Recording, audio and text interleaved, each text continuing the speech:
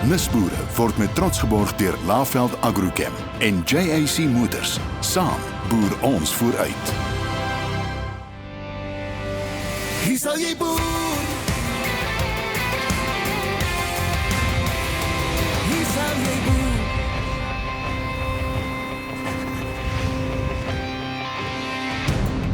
Mens kan baie maklik misgis dat 'n nisboerdery net 'n klein boerdery is. Wel Corneille, ek dink daar's groot nisboere en klein nisboere en ons plek vir beide van hulle. Ek stem saam solank hulle nie suksesvol is. En volhoubaar. Sê. Hallo julle, dis lekker om saam te kuier. Welkom by Nisboere.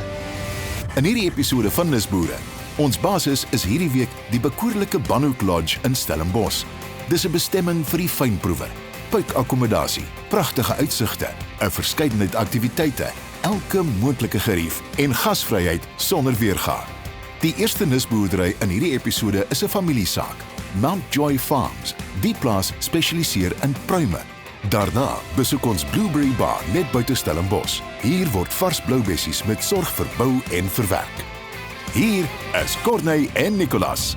Hallo julle en baie welkom by nog 'n aflewering van Nisboere. My gas vandag is Nicolas Passon. Nicolas, jy baie welkom hier. So is 'n groot voorreg vir jy te hê vandag. En vertel my 'n bietjie, wie is jy en wat doen jy? Corneille, dankie, dis lekker saam met jou in die Nisboere span vandag.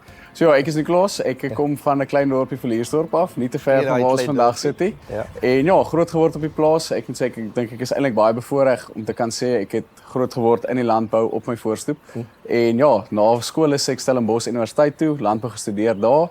So na universiteit het ek ingeval by die Agri-Tech Innovation span wat ongeveer so 3,5 jaar terug is. En ja, van daar af trek ek op as 'n landboukundige, ortoloog en my area waarin ek werk is hoofsaaklik die Weskaap en my fokusgewasse is kernvrugte en steenvrugte. Ja, lekker man. Weet jy, ek kan nie wag om verder met jou te gesels hier, maar ja, kom ons koop af. Ons eerste nisboerdery op vandag se program is Mount Joy Farms in die Banhoekvallei. Nisboere het gaan inloer. Mount Joy Farms, gestig in 1899 in Stellenbosch. Die plaas spesialiseer in pruimvariëteite en kombineer meer as 'n eeu se ervaring met moderne omgewingsvriendelike boerdery en etiese arbeidspraktyke. My grandfather is originally from Denmark, but he immigrated to Kenya after the war and was a big game hunter there.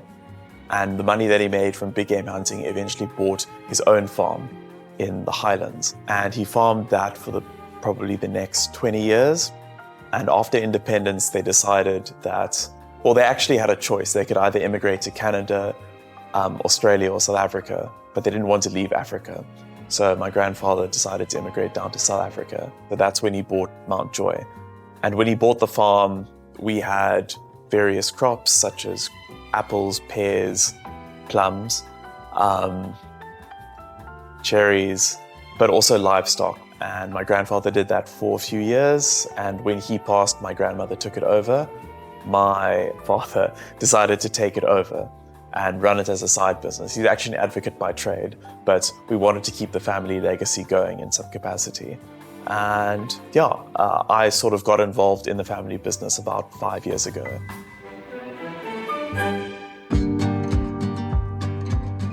So on this farm in particular, we have 15 varieties, such as African Rose, Black Splendor, Ruby Dawn, and those tend to do very well in the export market in particular. But they are a bit harder to farm than sort of the mid and the late season varieties, because the early season varieties, you don't have a lot of time to grow the actual fruit. So you need to manage the cultivation of those crops very, very well, like in season. The last 5 of the 2 seasons I've been here, wind has probably taken off like 20% of our crop. And it's not just like blowing fruit off the trees, it's the damage that is caused like on the tree itself. So rub marks are a big problem with plums, and rub marks essentially are caused when the fruit is rubbing against, either the leaves or other parts of the tree. So yeah, I mean, that's a big problem. I mean, in some years we've lost, I think it was in 2020 when I first joined the business, we lost about half our crop to wind. And that's sort of been resolved now, because it's a combination of planting earlier cultivars, because generally we find that, especially in this area in Stellenbosch, the most significant wind we end up getting in January, February. And especially with our early cultivars, we harvest towards the end of December. So we sort of like skip that externality. We run quite an extensive foliar program, and I guess farming is all about timing and making sure that you're on it with irrigation, with foliar feeds, with fertilizer. So I think Robert and I run quite a tight ship, so that allows us to produce the best quality we can. Well, we basically use Agritech Innovation. They've helped us a lot. They did our soil monitoring and soil science samples this year. And then we get in a program, we take the soil samples and then we look at them, and then we see that they look at them as well, and they see that there's an imbalance of calcium or imbalance of nitrogen in the soil. And then they say, okay, apply so much, so they help us that way. And also with the nematode analysis, they're also helping us with that, because we've got a few blocks that have infested with nematodes. Now they're also a big problem as a fruit farmer, because the trees grow, they don't just die. But the only way you can see them is if you have the soil analyzed and they have a look at the soil and they see how many nematodes are in it, which ones are harmful and which ones aren't harmful. Our turnaround is fairly short, because our early varieties, they flower and we actually pick them at the end of November, 28th of November comes the African rose, and then it follows on. We plant different varieties.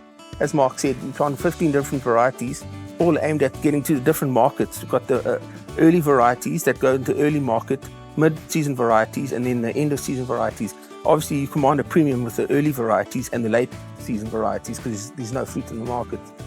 And the mid-season varieties are there because you need to have something to keep you going. So we plant them strategically, so we have enough to pick in that window, for each window, so we keep the guys going. Because the worst thing to do with a contract team is you start to build up a relationship with them, and then you've got to let them go home for a week or two, and in that time a whole bunch of them go off and find other work. So if you look at our farm in particular, we export about 90% of what we produce, and the other 10% goes for local. It is quite difficult having like a monocrop to manage cash flow, because we essentially only get paid 4 months after our fruit has been shipped out. So there is quite a high demand for like working capital in a business like this. And to diversify, we do like long-term rentals and short-term rentals. At the moment, we have a single house which we Airbnb for like short-term rentals, and then we have about 7 houses on the farm, which we've sort of renovated over the years to provide additional income, and those are our long-term tenants. So that'll supplement the income just from the fruits itself. Also, we have a pack house located on the other side of Mount Joy, which we pack a lot of fruit for Boschendal, we pack a lot of fruit for Lawrenceford, particularly plums. But I mean, that pack line is set up mostly to pack our own fruit, but also outside growers, like any stone fruit. I mean, we're packing pomegranates at the moment. And that'll all help supplement the farm's actual income. It's hard work. Don't think that you can just come into farming, but it's very rewarding. You got to find rewarding and self-fulfillment out of the small things. You got to enjoy seeing bees pollinate flowers. You've got to enjoy knowing that you gave water and now the tree's growing. You've got to enjoy the small things, not just the big things. Financially, it can be very rewarding if you get it right, but it takes a lot of hard work. Nicolas, ek hoor jy ken die plaas. Vertel my 'n bietjie meer man. Cornelis, ja, wat vir my uitstaan van Mount Joy is die feit dat hulle op relatiewe klein hektare 'n groot verskeidenheid kultivars het. Dit wys maar net vir my dat hulle probeer vorentoe beweeg soos wat die markte verander. Hulle ondersoek gedurig nuwe kultivars, nuwe genetika, daai tipe van ding. En dan ook hulle fokus nie altyd net op kwantiteit nie, maar ook kwaliteit. So ja, ek dink dis iets wat vir my regtig uitgestaan het van hulle. Ons gaan gou 'n bietjie winkels toe en dan gaan ons by die volgende kookwater in Nisboere inleer. Net hierna, ons besoek Blueberry Bar. Nisboere word met trots geborg deur Laveld Agrochem en JAC Motors. Nisboere word met trots geborg deur Laveld Agrochem en JAC Motors. Blueberry Bar, in die hart van die Kaapse Wynlande, is 'n familieplaas wat heerlike bloubessies kweek op 'n volhoubare manier sonder chemikalieë. Hulle boer op 3 pragtige landgoedere en gebruik slim, natuurlike metodes om elke bessie perfek te maak. Jy kan self bessies kom pluk en daarna iets lekkers geniet in die plaaskafee. Van smoothies tot konfyt. By Blueberry Bar proe jy die varsheid van die plaas, een bessie op 'n slag. We're standing here at Greendale Farm on the slopes of the Simonsberg Mountain. My family's been farming in this area for over 100 years. Most of my career has been in the wine industry with Vaxburg, my family's farm, but about 20 years ago now we started diversifying out of the wine industry, and we started with blueberries. And my dad was one of the first blueberry farmers in South Africa. And yeah, we've seen amazing development in the industry, and I'm excited to be part of it today. The plan to go into blueberries was a masterful idea, and we saw the future, but it was more by accident than design, really. A gentleman by the name of Trevor Mackenzie was a very good friend of my father, and he really invited my father on a journey of discovery more than anything else. And it was very, very humble beginnings, and we started, and very quickly the industry started to gain traction. And from early beginnings now, South Africa and Zimbabwe combined, we export maybe 22,000 tons out of South Africa, which in the global picture is still quite small, but it's come a long way since the beginning, for sure. So a big focus for us is sustainability. We've been one of the leaders in that space in agri for a long time. A big focus for us is looking at the farm and considering our carbon emissions and trying to farm with as few emissions as possible. And we're in a process now to actually become carbon neutral on the berry front, which is very exciting. It's something we did in the wine industry. But other practical things that we're doing today is we're trying to use minimal sprays. We're working a lot with predators, which mudge the bugs in a kind of environmentally friendly way. We're doing a lot on water conservation, and yeah, we're just trying to consider every action and the impact it has on the environment.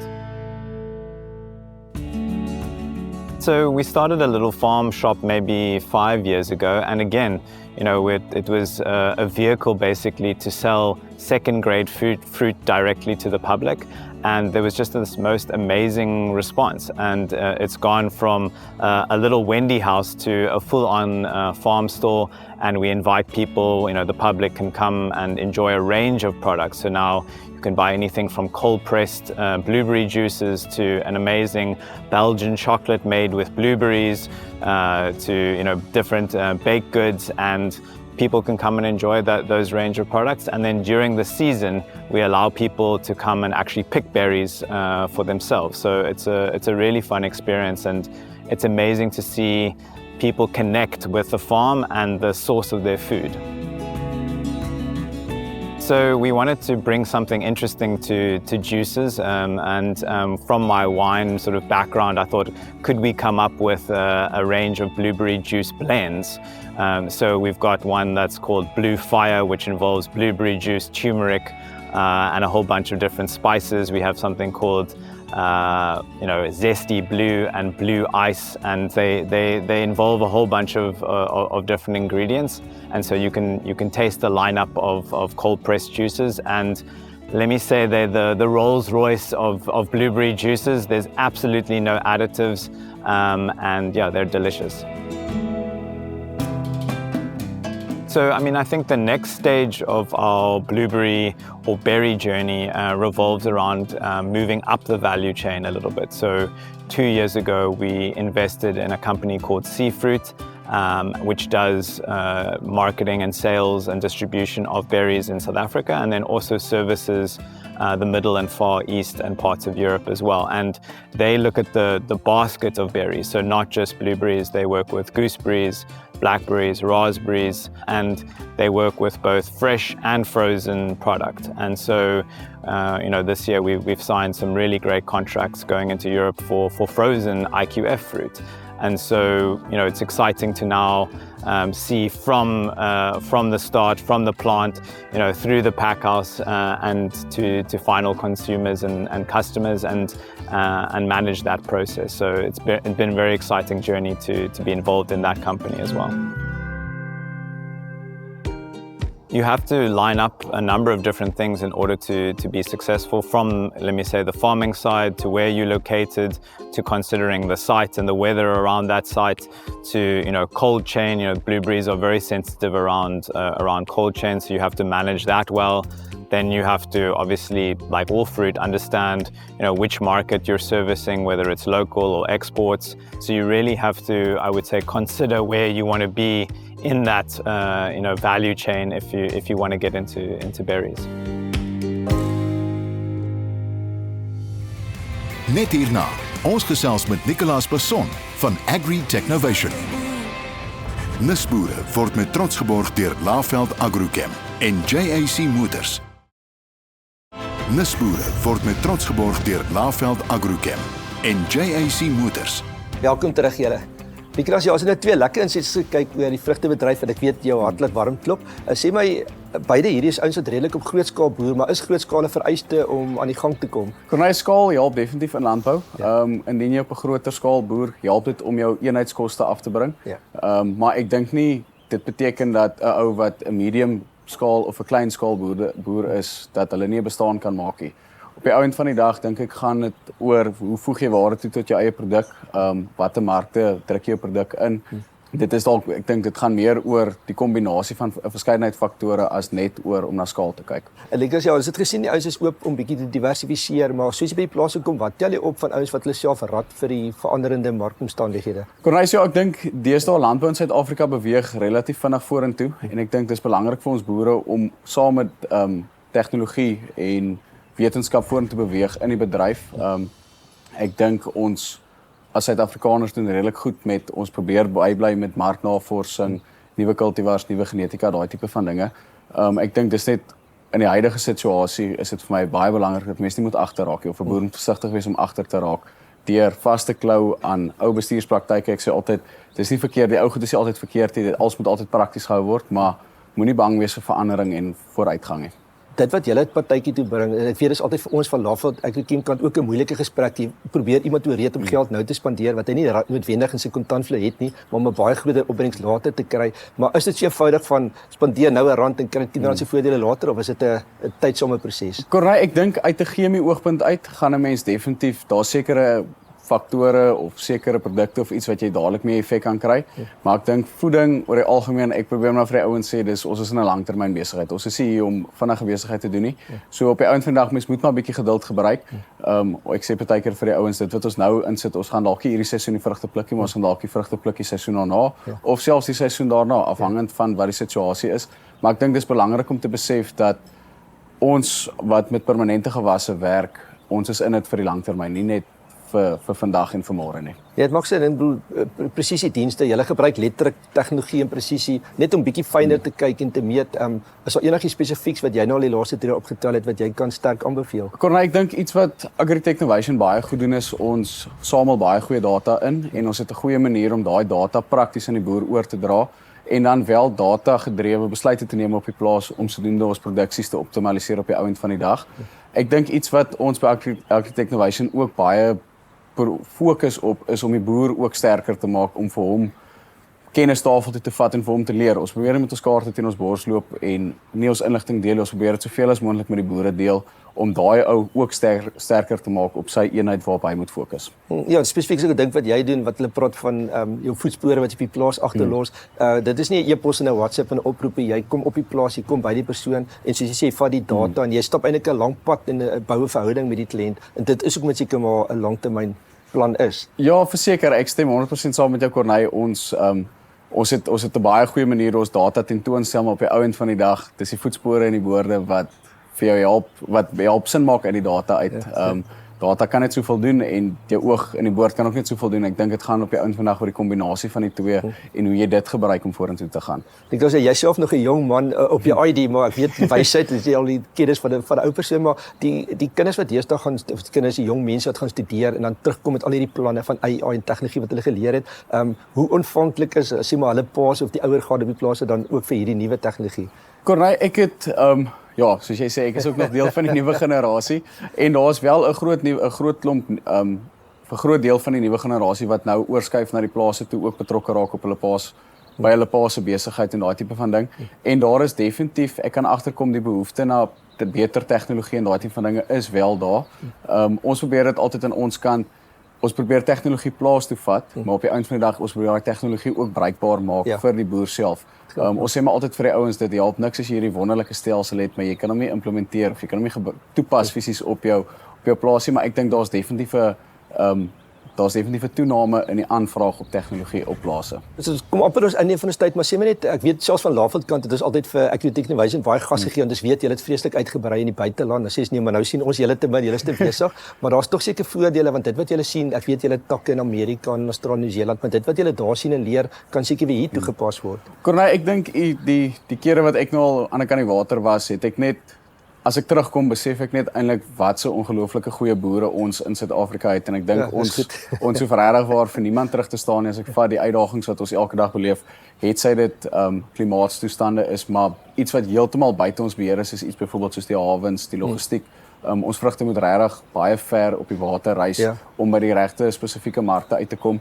So ek dink ek wil dit eintlik maar net beklemtoon om te sê dat ons steel definitief met ons oë aan die buitekant, maar ek dink die ouens aan die buitekant of aan die ander kant die water het baie om by ons ook te leer. Ja, ons kan hulle maar weer hierdie toe. Ons kan hulle hiernatoe bring, ja. Maar ek weet ons gaan nog baie lank op praat, net so laastens vir die kykers daar en dit is nou van kommersiële boere tot nog jong toekomstige potensiële boere. Enige raad vir jy as jongeling wat jy vir hulle kan gee? So Corneille, ek dink op die einde van die dag wat ek vir die boere daar buite wil sê is jy's nooit te klein om te begin nie. Ek dink baie van ons groot produsente, bekende boere, hulle het ook maar klein begin en hulle het net besluit hulle gaan vir niemand terugstaan nie en hulle gaan die uitdagings gaan hulle aanvat en vorentoe vat. So ja, ek dink op die einde van die dag as jy weet wat se mark jy wil betree, hoe jy dit wil betree en as jy genoeg kennis en ervaring op jou eie produk het, dan hoef jy regtig waar vir niemand terug te staan nie. En iets anders wat ek eintlik vir die groot en die klein ouens wil sê is moenie teen verandering beklei nie. Daar gaan altyd verandering in die wêreld wees. Ek dink kyk hoe jy dit kan na jou toe aantrek en saam met dit vorentoe gaan. En ek sê baie dankie vir jou tyd en al die wenke wat jy so met ons gedeel. Is lekker om te hê en julle is vir ons regtig baie waardevolle vennoot Agritech Innovation. Corneille, ek sê vir jou baie dankie. Dit was regtig lekker gewees saam met julle. En baie dankie ook aan spesiale gaste, julle die kykers. Mooi loop en onthou om asseblief ons Nisboere te ondersteun. Ja, baie dankie vir Laveld se verskaffers. Julle borgskappe en ondersteuning maak dit vir ons moontlik met hierdie tipe programme te doen. En onthou asseblief ook om al julle voorstelle vir Nisboere idees te stuur na die e-posadres wat onder in die skerm verskyn. Ons kyk na elkeen van hulle. Tot volgende week. Mooi loop. Hier sal jy boer. Dit is jou land. Dit is die plank wat jou hart opmaak. Hou net aan glo.